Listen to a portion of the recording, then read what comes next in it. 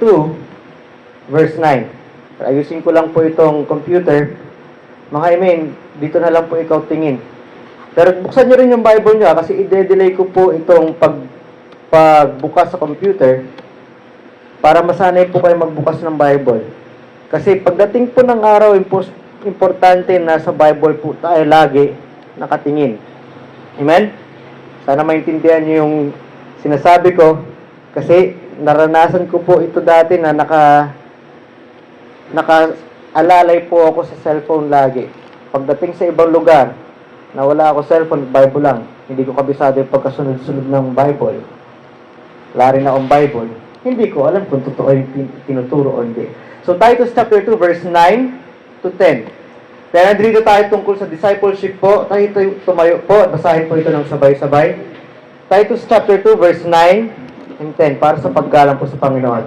Titus chapter 2, verse 9 and 10. So, basahin po natin ng sabay-sabay. Sabi dito, exhort servants to be obedient unto their own masters, and to please them well in all things, not answering again, not purloining, but showing all good fidelity.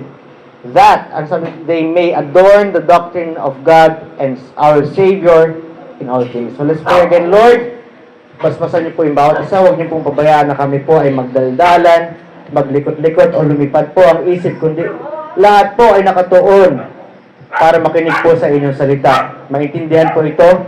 At naway Lord, maging effective po ito sa amin dahil ito po ay aming isa sa puso at isa sa gawa dahil ng buong pagmamahal sa inyo. Salamat po Panginoon ulit sa pribilehiyo na binigay niyo po sa akin na gamitin po ako bilang tagapagsalita ninyo.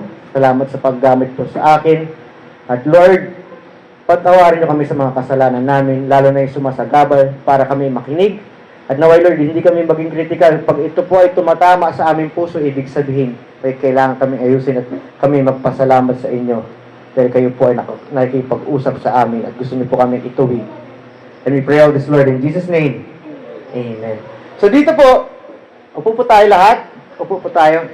So discipleship po, una sa lahat, yung nangyari sa atin is, dapat yung sa pastor. Okay? Yung pastor kasi dito sa church ay si Titus. Si Titus, siya po ay tinuruan ni Pablo. Ngayon, si Titus po, tinuruan siya ni Pablo at sabi kay Titus, turuan mo din yung elderly men. Ibig sabihin, either ito yung matanda, pero ako po ay naniniwala, ito po ay tungkol sa mga matured sa pananampalataya. Ibig sabihin, yung mature sa pananampalataya, kasi yung mga ugali doon, huwag na natin balikan. Ang dami-dami, basahin nyo na lang po ulit. Okay? Pinaka-importante doon na lagi nag-strike sa akin, temperate, ibig sabihin, matatag. Hindi basta-basta napipikon, hindi basta-basta nagtatampo, hindi basta-basta nawawalan ng loob sa mga bagay. Hindi, ay, ayoko na, ganun. Okay? So, hindi siya iyakin, kumbaga. Okay? Hindi siya iyakin. At kapag siya po sobrang saya, hindi siya basta-basta nagdidesisyon ng kung ano-ano. Ngayon, kailangan kasi ng lalaki, ituro sa mga mas nakakabatang lalaki. Kasi dapat mag-i-example, isipin nyo, si Pablo nag-i-example kay Titus, si Titus dapat mag-i-example doon sa mga kalalakihan. Ngayon, yung mga matured na kalalakihan, dapat mag-i-example sa nababatang kalalakihan o yung mga kalalakihan na hindi pa matured sa pananampalataya. Gayun din, si Titus kasi bilang pastor, kailangan niya rin turuan yung mga kababaihan. Pag yung babae ay matured na sa pananampalataya, kayang kausapin ng pastor yan kasi madali na lang eh. Hindi na siya mababastusan o mahihiya. Kasi kailangan yun dahil sa salita ng Diyos. Okay? Pero pag yung medyo bata pa yung babae, mas maganda babae may pag-usap pagdating sa pananampalataya. Amen? Pag inaantok tayo po tayo, okay? Ayoko nakakita ng tulog. At ayoko rin nagdadaldalan. Amen? Pag naintindihan nyo, mag-amen ha. Habaan ko to last time. Ang haba kasi wala nag-amen eh. Kalahating oras tayo. Okay? So dito naman, kailangan din ng men tsaka women. Kasi pag babae yung servant, babae may pag-usap. Pag lalaki yung servant, lalaki may pag-usap. Yung lalaki pwede rin may pag-usap sa servant na babae. Basta matured in faith. Pero ito lang masasabi ko po bilang isang pastor at tinuro din po ng pastor ko sa akin.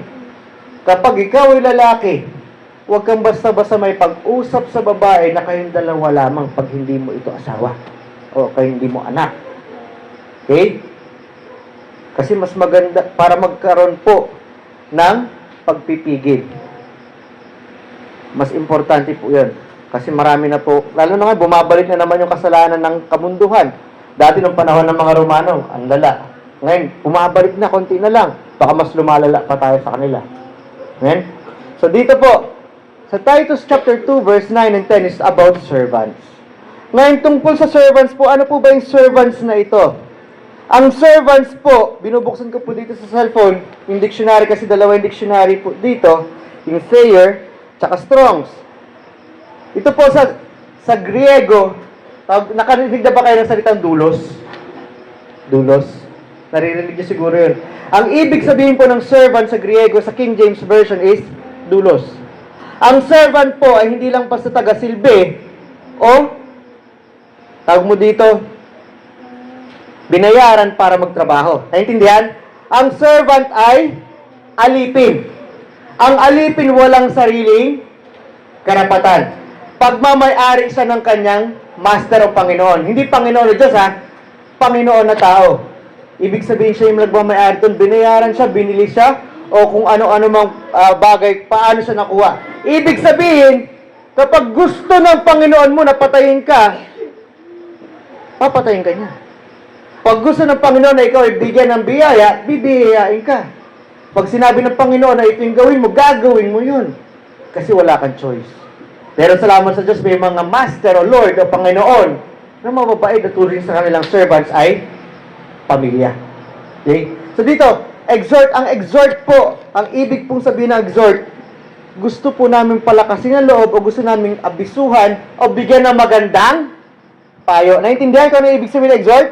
Magandang payo sa mga alipin. Kasi iniisip dito mga ano yung servant? Ay, yung empleyado. Hindi po empleyado yan. Okay? Sabi dito to be obedient. Ngayon, meron tayong pinaka-Panginoon talaga. Di ba? Sino yung Panginoon ng Panginoon? Sinabi sa Revelation? Si Jesus. Si Yesu Cristo. Yung Diyos natin. Ang anak ng Diyos. Kasi isa sila ng Diyos Ama. Siya po ang Panginoon ng mga Panginoon. So, ibig sabihin, sino dito nagsasabing Panginoon ko si Kristo? Hello? Wala? Sino sabi dito Panginoon si Kristo? Di pa kayo ligtas? Sino dito yung Panginoon si Kristo? Bininyagan ko na kayo Bago kayo na binyagan, di pa kayo ligtas? Ilulublob ko ulit kayo pag naligtas kayo Pero sino dito ligtas? Taas kamay.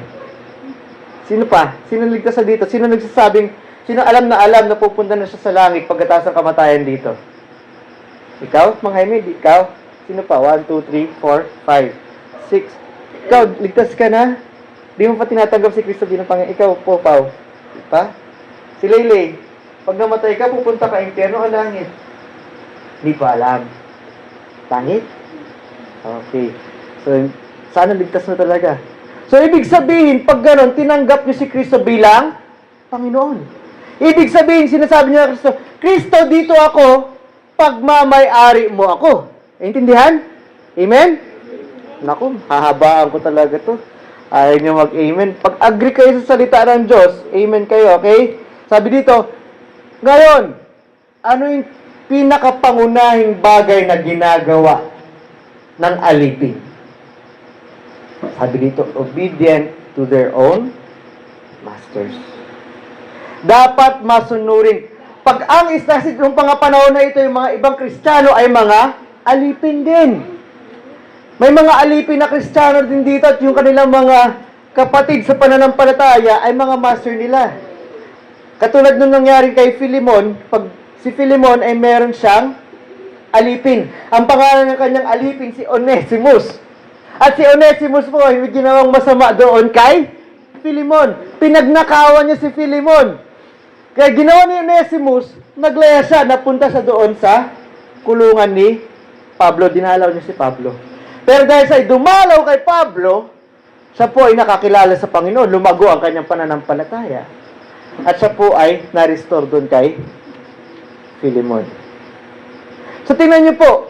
At sabi po ni Pablo dahil si Onesimus, sabi niya, pinaninigurado ko sa iyo, kapatid na Philemon, na siya po ay Kristiyano na, ituring mo siya na katulad ko.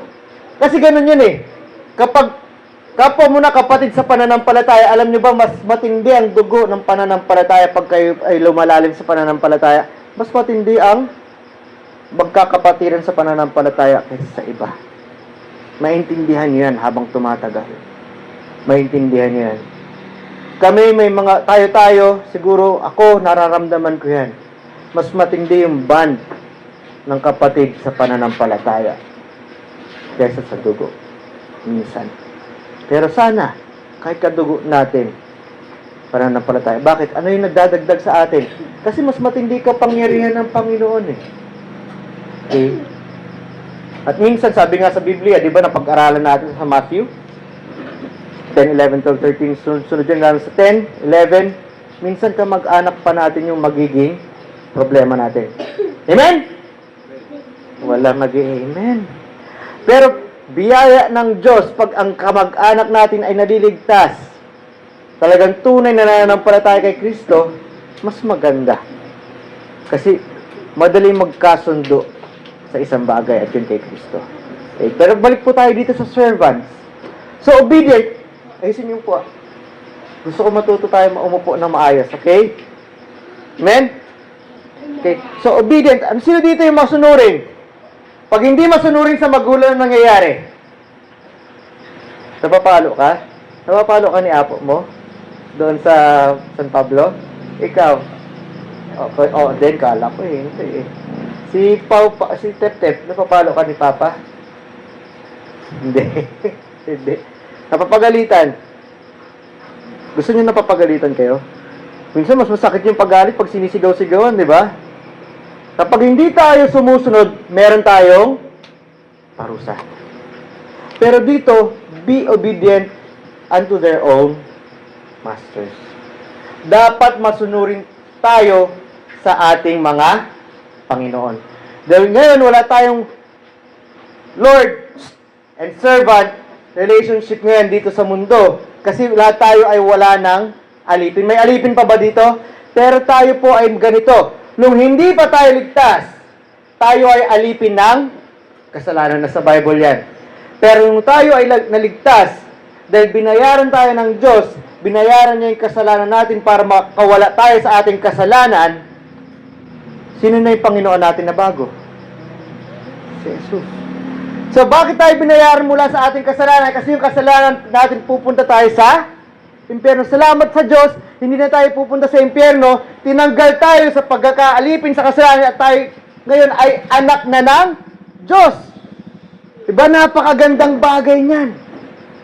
At yung Panginoong Jesucristo, ang ating Panginoon. Anong sinabi dito? Be obedient. At anong sinabi sa sa Matthew chapter 22. Tama ba? Matthew chapter 22. Ano sinabi sa Matthew 22? Yung pinaka-greatest law. Ano yung greatest law? Matthew chapter 22 verse 37. At sabi ni Jesus, mahalin mo yung Panginoon ng buong puso, buong kaluluwa, at buong lakas. Dito sa Matthew kasi isip lang eh. Pero sa Lucas, ng buong lakas. Ito ang pinakauna at pinaka-importanteng batas. Ang pangalawa ay ay kahalintulad dito. Mahalin mo ang iyong kapwa katulad ng pagmamahal mo sa iyong sarili. So yung pagmamahal, yun ang gusto ng Panginoon. Mahalin mo yung iyong Panginoon na iyong Diyos. Pag pinunta natin John 14:15, ang sinabi sa John 14:15? If you love me, pagmahal mo ako, di ba? Keep my commandments. Lagi paborito ko ng verse to, para ito na yung life verse ko, hindi na Matthew chapter 5 verse 6 or 5. No? Ito na eh. Bakit? Ibig sabihin dito, pagiging masunurin. Pagpapakita natin ng buong pusong pagmamahal sa Panginoon ay ang pagsunod sa Kanyang, alin? Utos. Itinatago-tago natin yung utos ng Diyos. Amen? Okay. Hindi tayo marunong mag-amen, magpapahaba pa tayo. Maraming verses pa pwede ikabit dito. Okay? So, obedient. So, we be obedient unto our own masters. Sino yung Panginoon natin? Si Jesus ba? Amen. Okay? So, sasabihin ba natin, Lord, gusto kong ipakita na mahal kita, kaya susundin kita ng buong puso. Kasi ikaw ang nagbibigay din ng lakas sa akin. Amen? Amen. Alam niyo ba ibig sabihin ng amen? Opo, ako po'y tunay na naniniwala. Amen? Amen. Okay. Jacob, habaan pala. Gusto ko rin si Jacob nag-amen, pati si Brother Rolly, tsaka si Brother Jaime. Okay? Sabi dito, exhort. Sabi dito, ako'y nagbibigay ng magandang payo sa inyo mga alipin na maging masunurin sa inyong mga Panginoon. Ngayon, wala na tayong Panginoon. Pero medyo babaan po natin. Pag tiningnan po natin sa Romans chapter 13, verse 1. Romans chapter 13, verse 1. Lagay ko lang po dito Romans chapter 13. Chapter 13 na mismo para lahat makita. Okay? Ang sabi dito, let every soul be subject unto higher powers. So pag mas mataas po yung ranggo sa iyo, ang ibig sabihin lahat po ng kaluluwa ay magpakababa o maging masunurin sa mas mataas yung ranggo sa inyo. Wala ba kayong kaluluwa? May kaluluwa tayo lahat, di ba? Amen? Amen. Very good. So sabi dito, for there is no power but of God. Kasi walang kapangyarihan, hindi sila bibigyan ng, pag tinignan nyo ito hanggang 3, makikita nyo po dito, lahat po ng mga ito ay galing sa Diyos. Yung mga binigay na pinuno po sa atin galing sa Diyos. Sabi dito, sa verse 2, whosoever therefore resisteth the power, kung sino man po ang sumusuway o ayaw makinig sa kapangyarihan na binigay sa mga leader ninyo. Ang sabi niya, resisteth the ordinance of God. Ano ibig sabihin sa tagalog niyan?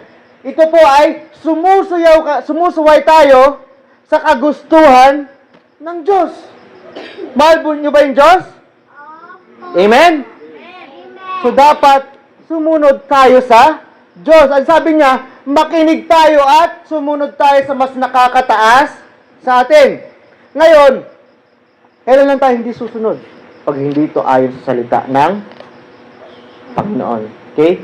And sabi dito, and they that resist shall receive themselves damnation. Kung sino man ang ayaw sumunod sa mga nakakataas sa kanila, ay magkakaroon ng parusa. Gusto niyo bang maparusahan? Amen? Hindi. Hindi, amen yan. Okay? Ayaw nating maparusahan, kaya sumunod tayo sa nakakataas sa atin. Ngayon si Leylay, sino mas mataas sa inyo ni kuya mo? Kuya. So, minsan, pero si kuya, pag inuutosan ka ng mali, huwag ka susunod kasi sino mas mataas kay kuya? Si God. Si kuya, sino mas mataas sa'yo? Si mami. Mami mabama. Tawag mo kay Jessa. Mama. Sino mas mataas kay Sister Jessa? Si Papa. Sa pamilya, katulad ni Brother Rolly, kayo ang pinakamataas sa pamilya mga tatay. Pero gayon pa man, ito ay isisingit ko lang. Ang mga ito, sinabi po ng Panginoon dito, ang ruler ay hindi terror para sa magandang gawain. Dapat hindi kayo terror, hindi nyo sinasaliwa yung salita ng Panginoon. But to the evil, kayo dapat ay tagapagtanggol mula sa kasamaan. Wilt thou then not be afraid of the power? Sabi dito, do that which is good, and thou shalt have praise of the same. Kahit muna, kung naantok tayo. Okay? Makinig tayo. Intindihin natin yung salita ng Panginoon. So doon po, yun po ang ibig sabihin dito. So tayo po ay dapat sumunod talaga. At marami pang verses po ito. Pag tinignan po natin yan sa 1 Peter chapter 2 verse 13, sa 1 Peter chapter 2, marami pa po yan. Kahit masama po ang inyong pinuno, kailangan nyo siyang sundin. Basta hindi pinapagawa sa iyo yung laban sa salita ng Panginoon. Kaya gaano kalupit yan, kailangan nyo siyang sundin. Basta hindi ito laban sa salita ng Diyos. Kasi ang pinakamata sa atin ay yung Diyos. Tama ba? Walang amen na naman. Okay, tagtagan pa natin. Basahin natin 2 Peter chapter 2 verse 13. Ayaw po natin Okay, 2 Peter chapter 2 verse 13. Okay?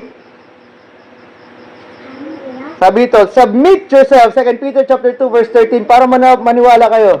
Mukhang hindi pa malinaw kaya hindi kayo nag-amen eh. 2 Peter chapter 2 verse 13. Lagay na natin hanggang 18. Diba para mukhang hindi malinaw sa inyo para shall receive the reward and rights. Tama ba? Ay, 1 Peter pala, sorry. 1 Peter. 1 Peter. Sabi, submit yourselves to every ordinance of man for the Lord. Hindi nyo ito kayo po ay sumunod sa lahat ng mga, alam mo yung ordinance? Mga batas ng tao para sa Panginoon. So, ibig sabihin, pag para sa Panginoon, dapat tama yung batas na ating sinusundan. Kasi may batas ngayon eh. Lalo na itong divorce bill. Sa divorce po, sa Bible, pinayagan lang po ito ng ating Diyos sa dalawang bagay lang. Pag yung isa po ay nangangalunya na. At pag tinignan nyo po sa Corinthians, pinag-preach na po natin ito. Ang kasama nyo po, o ang asawa niya ay hiniwalayan siya dahil sa kanyang dahil yung asawa ay pananampalataya, umalis yung isa. Nakikita niyo sa Corinthians. Pero dito, magkaaway lang konti. Alam niyo ba, kahit binubugbog ka na asawa mo, dapat hindi mo ito hiwalayan, divorce. Dun sa Bible, wala naman sinabi din yun eh. Okay? Kasi, yung batas noon, pag pumatay ka, pag napatay mo asawa mo, patay din yung lalaki. Okay? At hindi pwedeng bugbugin yung babae. May kaparusahan yung lalaki doon. Okay? So dito, submit yourselves to every ordinance for the Lord's sake. Yung sinasabi ko dito, hey! Tayo mo na. Tayo mo na. Kaysa matulog dyan. Hindi kita pinagsasabihan para ikaw ay pahiya, kundi para ikaw ay nakakadalawa ka na, isa na lang after dito. Para madisiplina tayo. Hindi kita pinapahiya. Gusto ko matuto tayo na makinig para na maayos. Siguro sa classroom mo, ganyan ka rin. Kaya hindi ka natututo. Kaya hindi kita pinapahiya. Nagkakataon na napaulit-ulit ka na kaya na-announce sa mikropono. Okay? Submit yourselves, whether it be the king as a supreme or unto governors as unto them that are sent by him for the punishment of evildoers, and for the praise of them that do well. For so is the will of God that will do silence. So ito po yung patunay na gusto po ng Panginoon na tayo ay makinig sa ating mga pinuno. Medyo nawala tayo, pero kailangan tayo maging obedient? Masunurin. Amen? Pinag-uusapan natin yung masunurin ngayon, masumunod tayo sa salita ng Diyos. Pag hindi po maka-Diyos ang aking sinasabi, wag di pong sundin. Pero po kailangan natin makinig. Okay, pilitin natin, wag na tayo magpatalo sa katawan natin. Sabi, and to please them well in all things. Hindi lang obedient, sabi, and to please them well in all things. Alam niyo po ba, literal na ibig sabihin nito? Para po mapasaya po natin yung ating Panginoon. Gusto ba natin pasayahin na ating Panginoon? Amen! Amoy pansit sa bangon. Okay? Pero parang may iba. Nagiging paro. Okay. So, ganun gusto nating pasayahin yung ating Panginoon. Una sa lahat, ginagawa natin ito dahil mahal natin yung Panginoon. So, first point, magiging obedient tayo, masunurin tayo sa Diyos, sa ating Panginoon. Dahil wala na tayong Panginoon dito sa lupa, iisa na lang yung Panginoon natin, yung Panginoon nating Diyos. Pero meron tayong mga leaders, hindi tayo nakakawala doon. Iba kasi yung Panginoon sa leader. Naintindihan ba natin? Okay. Leader kasi ito yung nagbabantay sa atin para tayo proteksyonan. Okay? And ngayon, ito, Panginoon, obedient. At sabi ng Panginoon, if you love me, keep my commandments. being obedient. Pag mahal mo yung Panginoon, itatago-tago mo yung kanyang utos at gusto mong gawin ito. Sabi nga, mas mahalaga pa yung pagiging masunurin kaysa sa magsakripisyo ka. At sabi nga dito, and to please them well in all things. Sa totoo lang, pag ikaw ay masunurin, matutuwa na yung iyong Panginoon. Hindi naman pakipot o may saltik yung ating Panginoon. Pag tayo ay sumusunod sa Kanya, masayang-masaya siya doon. Pag tayo ay hindi sumusunod sa Kanya, siya ay nalulungkot. Bakit? Kasi tayo mismo ang napapahamak. Kahit sabihin mo, ligtas ka na ba, ginawa kang mali, meron pa rin pagpapalo yan. So dito, to please Him well in all things. Pero dito, extra mile, to please them well in all things, dahil iisa na lang yung Panginoon natin ngayon, ang Panginoon natin Diyos, Yesu Kristo, hanap pa tayo ng bagay na extra mile para pasayahin natin yung ating Panginoon. Di ba? Bakit tayo sumusunod ulit sa Panginoon? Dahil sa pagmamahal? Tama ba? Plus 10 minutes. Wala nag-amen. Gusto ko ay matuto mag-amen. Okay? Plus 10 minutes pa tayo. Kasi, di ba? Ito, babalik ko ulit. Pag mahal mo yung tao, lalo na pag hindi mo pa asawa, ito sa mga lalaki, siguro ito. Kasi ako lalaki. Pag nanliligaw tayo, mga kalalakihan, sino ba yung mga lalaki? Sino lalaki dito? Taas kamay. So, sino lalaki dito? Taas yung kamay ng todo. Di ka lalaki? Taas kamay. Taas! Bakla ka ba? Taas! Okay. Gusto ko mabuhay kayo. Okay? Diba? Pag lalaki tayo, pag nanliligaw tayo, gusto natin mapa-impress yung nililigawan nating babae. Gusto natin ma-impress yung nililigawan natin, yung magulang niya. So minsan kahit hindi natin kaya, pinaghihirapan natin, nag-iipon tayo. Uy, gusto ng pinakamamahal ko. Ano gusto nitong pagkain? Ay, mahilig ito sa tsokolate. Mahilig sa tsokolate ito at hindi basta-basta yung tsokolate. Gusto yung mga mamahalin. Hindi ko alam yung mga mamahalin sa tsokolate. Eh, isang tsokolate na yun, isang ganon, 500. Paano ba yun? Paano ko ma-i-impress yun? So, gagawin ni lalaki, talagang gagawa ng paraan. Trabaho dito, trabaho doon, ipon, para lang mapa-impress yung babae. Kasi yung magulang, ayan, gusto ng magulang. Ay, gusto ng magulang niya, masipag ako. Pupunta ako doon, magsisibak ako ng kahoy. Okay, hindi na uso yung sibakan ng kahoy ngayon, di ba? Punta ako doon, titingnan ko kung ano yung matutulong ko. Paalam muna ako sa magulang niya. Siyempre, gusto natin ma-impress yung babae. Tapos lahat ng gusto, anong gusto mo? Inaalam pa natin, iniimbestigahan pa natin, kala mo, mga ano tayo mga detective Anong gusto niya? Pre, yung mga, di ba close ka dyan, pinsan mo yan? Anong gusto ng pinsan mo?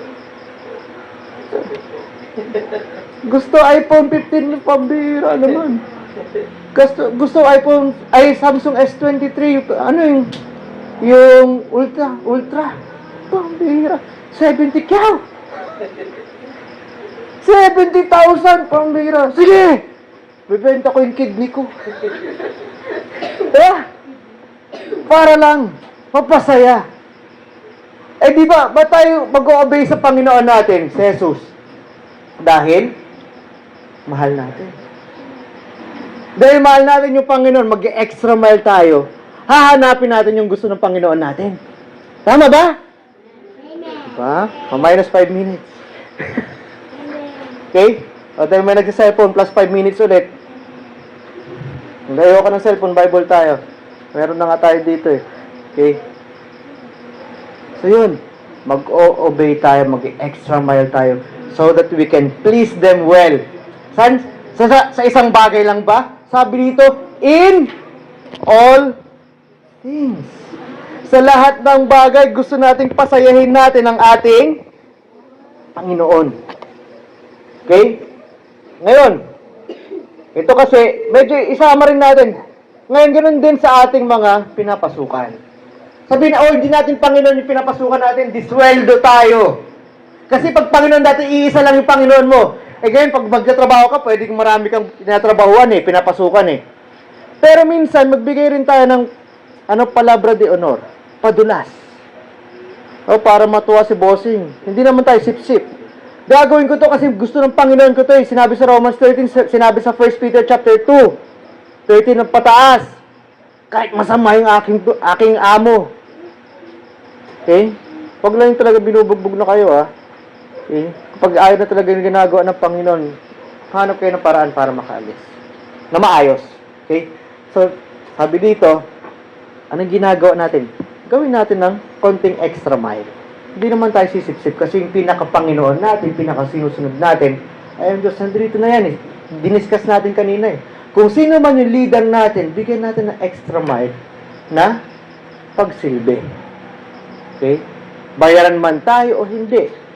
Katulad ni Leylay, dapat tsaka ni Pau Pau, extra mile sa natutulog kayo kila apo mo doon sa San Pablo, di ba? So dapat nag-extra mile kayo, tumutulong kayo doon, maghuhugas kayo ng pinggan. Naghuhugas kayo ng pinggan? Si Leylay, nagluluto ka na ng kare-kare? Very good ah! Kare-kare na, iba yun ah! Ay, grabe. So yun, kung may oras, bigyan ng extra mile. Naintindihan? Amen. Plus 10 minutes. Joke lang. Nakasan natin ang email natin. So dito, we please them in all things. Naintindihan, we please them in all things? Not answering again. Huwag kayong pala sagot. Pag mali nyo na, amin na. Okay? Pag kayo po ay pinagbibintangan, sumagot kayo sa tamang paraan. Naintindihan? Ngayon ng ating Panginoon ay yung Diyos. Kasi ito talaga sa Panginoon to eh. Itong tinuturo natin. Sa Panginoon to. Not answering in all things. Not answering again. Ibig sabihin, huwag na tayo maging mas matalino pa sa ating Panginoon. Kasi sinabi sa Proverbs, ang tao ay matalino sa kanyang sariling mata. Pero sa totoo ay mangmang tayo. Kasi yung katalinuhan talaga, pinakamatalino sa lahat ay yung Diyos. At huwag tayong sasagot-sagot sa Diyos. Kasi Lord, di ba, ganito yung nangyari kay Adan tsaka kay Eva eh. Adan, Eva, nasan kayo? Sabi ng Panginoon sa Genesis chapter 3. Lord, nandito, Panginoon, nandito kami. Nahiya kami sa iyo. Alam ng Panginoon na kung nasan sila eh. Bakit kayo nahiya? Kasi kami ay hubad. Paano nyo nalaman na hubad kayo? Di ba? Kinain niyo yung prutas na pinagbabawal, yung prutas ng karunungan ng tungkol sa kabutihan at kasamaan. Di ba? Ano sabi ni Adan? Kasi Panginoon, yung binigay mong katuwang ko, yung babae, tinukso ako. Naging matalino pa siya sa kanyang sarili. Imbis na inamin nga na siya, may kasalanan dahil siya yung lalaki, siya yung leader, nagdahilan pa, naging matalino pa siya sa sarili niya mata. Kaya naging parusa sa kanya yan eh. Dahil ganyan, Adan, ang problema mo, ikaw yung maghihirap para sa pagkain ng asawa mo at saka mga anak mo. Ikaw yung mapapagod ng todo. Na sa'yo yung pinakabigat ng lahat. Gusto niyo ba yun sa inyo? So gusto natin na lagi natin hindi sagutin yung Panginoon, kundi sundin natin yung Panginoon dahil tama ang ating Panginoon sa lahat ng oras. Amen? Amen. Amen. Okay.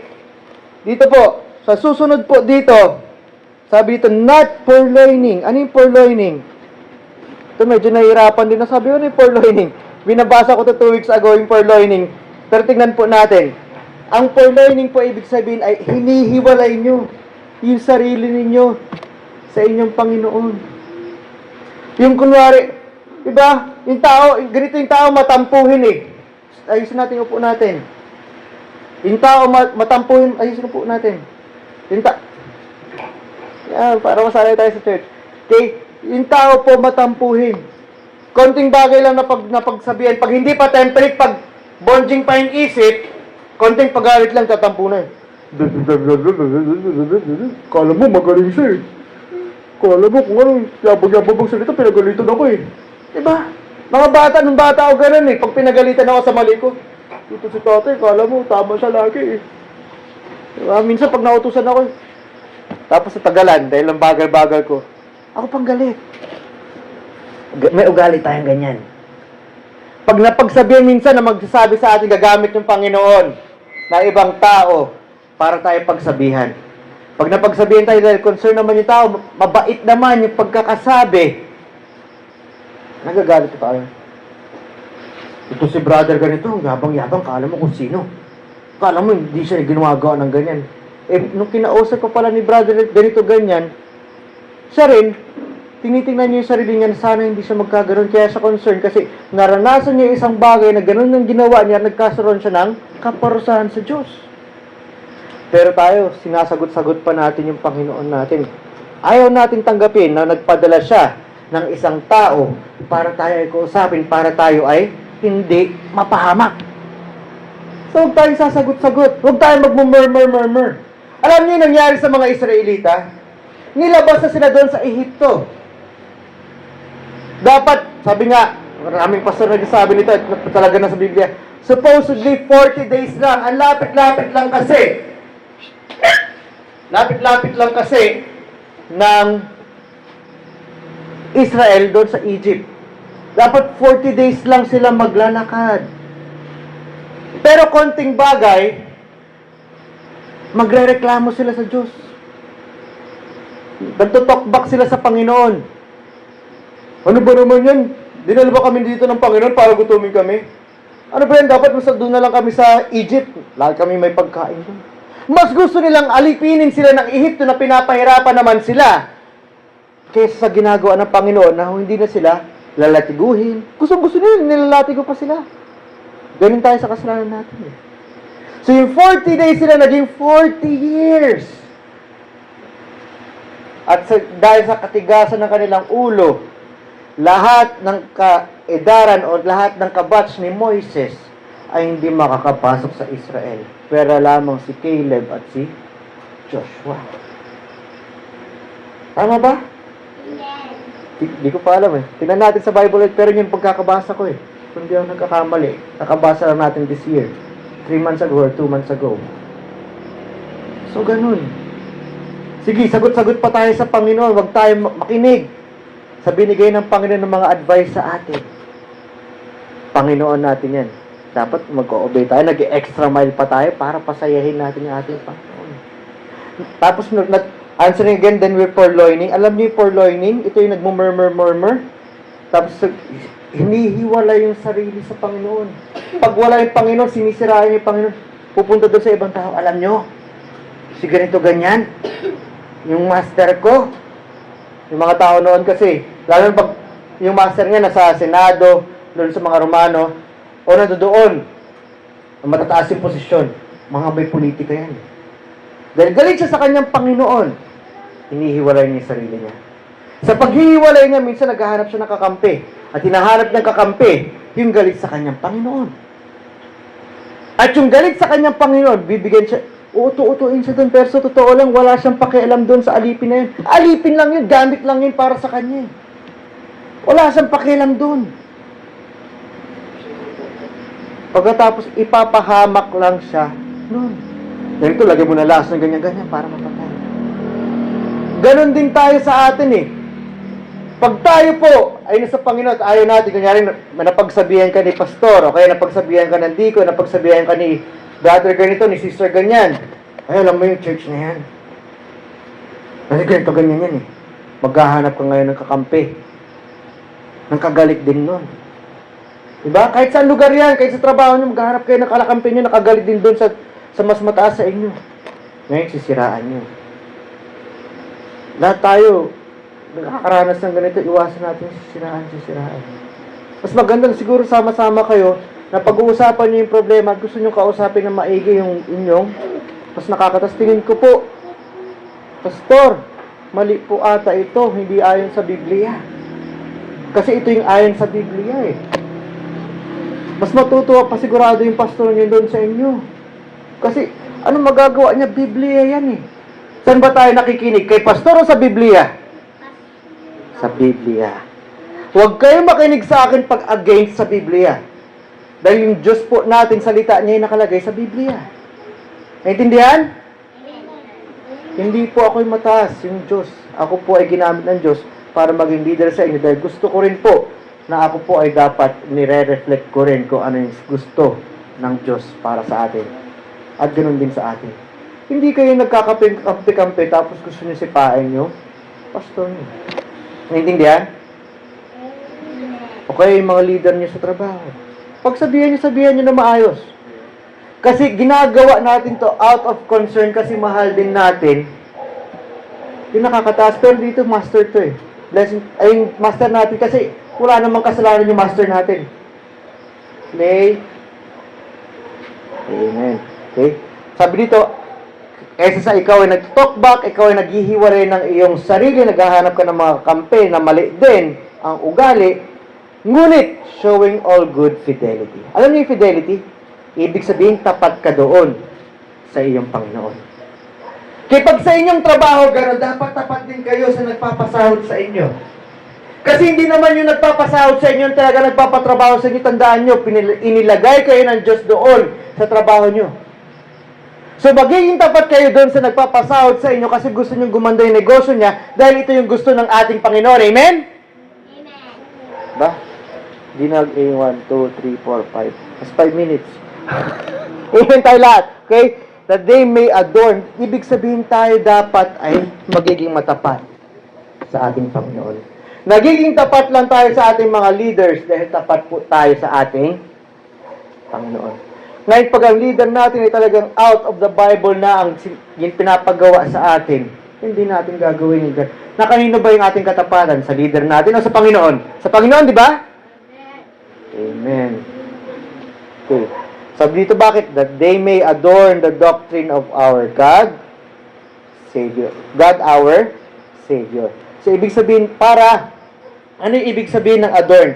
Ang adorn po talaga ay talagang, to put in order, pagandahin. Ang adorn po ay talagang makita nila, ay, ang ganda ng salita. Ang ganda ng turo ng ating Diyos na ating tagapagligtas. Okay? Para mapakita natin na maganda yung turo ng ating Panginoon. Naintindihan? Sa lahat ito, it will boil down para maipaluwalhati natin ang ating Panginoon. Kaya alam nyo ba yung ibig sabihin talaga nito? They may. So pag tayo, okay, wala na kasi tayo that they may adorn the doctrine of God, our Savior in all things. So ibig sabihin, kaya po tayo nagdi-disciple. Kaya ako nagdi-disciple at kailangan nyo rin mag-disciple pag kayo nag-mature na ng todo, dapat kayo lahat maging marunong magturo ng tungkol sa Biblia. Lalo na pag ikaw, hindi naman all the time na ikaw yung magiging leader. Kasi may mga leader tayo ng bawat upo-upo. Okay? Sa bawat lugar. Okay? Pero syempre, pag merong may under sa'yo, pangangalagaan mo yan. Kaya ikaw pangalagaan mo si Leyle. Kaya si Leyle sumusunod sa'yo kasi kailangan mo siyang pangalagaan. Hindi mo siya inuutusan kasi bossing ka lang. Kundi mahal mo si Leyle kasi mas nakabata mo siyang kapatid. Ganon din dapat ako sa inyo. Pastor, parang wala ka naman paki sa amin eh. Sabihin niyo akong ganon pag kailangan. Amen? Diba? O ito, real talk. Sinong gusto nagpapa-Bible study lagi sa inyo? Taas yung kamay. Sa pamilya nyo. Sino pa? Amen. Nakita ko na. So, ang dami kong pagkukulang sa inyo. Hindi nyo sinasabi sa ano, pero salamat sa honesty ninyo. Okay? Kasi nakaschedule na talaga. Okay? So, ganun. Para po, mapakita natin na pinapakita natin na maganda yung turo ng Diyos. Saan? Sa lahat ng bagay. Gusto nyo pakita sa Panginoon. Sabihin natin, ito po, ay wala na kaming master ulit. Meron tayong pinapasukan minsan. Diba? Ikaw ba makikinig ka na rin? Ikaw makikinig ka na rin? Ikaw, susunod ka na rin? Kayo po, masusunod ba tayo lahat sa ating mga mas nakakataas? Amen. Susunod tayo dahil para sa ating Panginoon. Kasi ito yung gusto ng ating Panginoon. If you love me, keep my commandments. And yung unang-una dito ulit, obedience. Pangalawa, we want to please them. Ibig sabihin, gusto natin, may extra mile tayo. Okay, wala kasi ayoko. Ito, ibig sabihin, we want to please them in all things, may extra mile tayo. Hindi na tayo sasagot-sagot. Hindi tayo we will not be wise in our own eyes. Okay? Hindi tayo may Hindi tayo magiging taksil. Kundi lahat po ng gagawin natin ay lahat ng maganda ng buong katapatan sa mga leader natin. Bakit? Kasi para ipakita natin na tama yung doktrina ng ating Panginoon. Kasi ganito pag ikaw ay namamasukan at alam nila na ikaw ay Kristiyano, ganyan pala yung baptist dyan. Ganyan pala yung mga anak ng Diyos. Susunod, pag nalaman kong baptist yan o pag nalaman kong Kristiyano yan, ayaw ko na dito sa trabaho na ito. Sakit lang sila sa ulo. Hindi totoo ang kanilang Diyos. Yun yung pinakamasakit sa lahat Sabihin nila, yung ating Panginoong si Kristo ay hindi totoo. Dapat hindi tayo papayag ng ganun.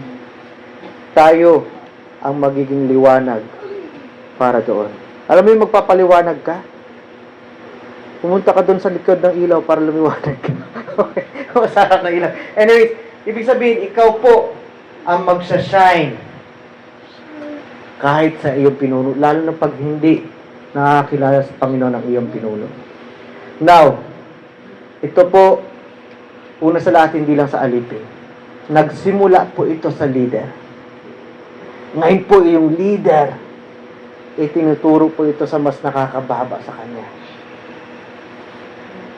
Sunod-sunod dyan hanggang sa pinakamababa. Bakit? Ganito rin, it all boils down that they may adorn the doctrine of our God, our Savior, in all things. So, nagsisimula po ito sa leader, sa church natin, ako yung leader, so dapat nagsisimula sa akin. At susunod kayo sa akin, basta biblical, kaya pag sinabi ko, huwag kayo mahiya, mag-soul win. Hindi na kayo magsa-soul win, magsa-soul win kayo. Magsa-soul win na kayo, upo, upo, ayusin. Okay? Tep-tep, upo na maayos para hindi ka antukin. Pag sinabing ganito, kasi sa biblical yan, para maipakita natin, maluwalhati natin yung Panginoon. So, from the leader, following the leader tayo. And the leader must follow the highest. Sino yung highest? It's God, Jesus Christ, our Lord. Amen? Amen. Okay, let's pray. Lord, marami pong salamat, Panginoon, sa binigay niyo pong biyaya sa amin. Itong turo po, Panginoon, kung bakit napaka-importante na i-disciple po yung elder men and elder ladies. Dahil, Panginoon, lahat po ay nanggagaling sa inyo. Dapat ituro po namin kung ano yung mga practice. Dahil kayo po ay naging example mismo para sa amin. At yung mga naging leader po namin na naging magandang example sa amin. Lahat po ng tama na tinuro po nila sa Biblia, ituturo din po namin lahat po ng mali na hindi po namin maituro. Dahil Lord, mula sa taas hanggang baba ay dapat parehas yung puso. Parehas sa lahat ay magmamature sa pananampalataya. Dahil napakalaki po na nakaatang sa amin. Alam po namin hindi kami karapat-dapat na maging soul winners, pero binigay niyo po sa amin ito. Napakalaking pribilehiyo, pero napakahirap din pag kami po ay hindi masunurin sa inyo. Kaya Lord, kami maging liwanag sa kadiliman ng mundo na ito, katulad ng inyong sinabi po sa Matthew chapter 7. At Lord, dahil sa aming aksyon at sa aming pagsasambit lagi tungkol sa inyong salita, ay merong pong makasumpong na si Jesucristo na inyong anak, ang Panginoon at ang tagapagligtas. Marami pong salamat sa salita ninyo. Naway kayo po yung mapansin, hindi po ako. At pinapanalangin po namin ito sa ngalan ni Jesus. Amen.